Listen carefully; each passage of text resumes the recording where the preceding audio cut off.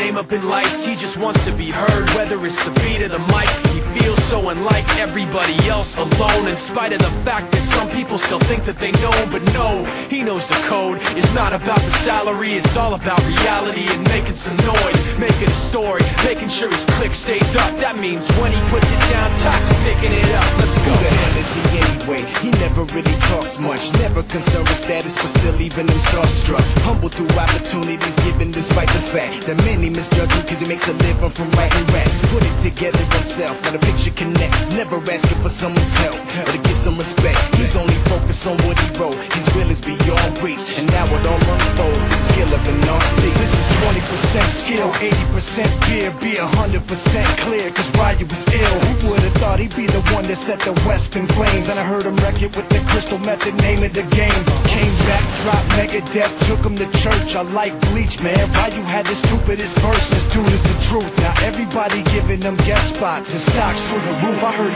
him with that stock. This is 10% luck, 20% skill, 15% concentrated power of will, 5% pleasure, 50% pain, and 100% reason to remember the name. They call him Ryu, he's sick and he's spitting fire. And Mike got him out the dryer, he's hot. Found him in Fort Minor with top, but a fucking nihilist porcupine. He's a the type women wanna be within rappers. Hope he gets 8 years in the making, patiently waiting to blow. Now the record with your notice taking over the globe. He's got a partner in crime, his is equally dope. You won't believe the kind of that comes out of this kid's throat. He's not your everyday on the block. He knows how to work with what he's got, making his way to the top. He often gets a comment on his name. People keep asking him, was it given that birth that doesn't stand for an acronym? No, he's living proof. Let him rock in the booth. He'll get you buzzing quicker than a shot of vodka with juice.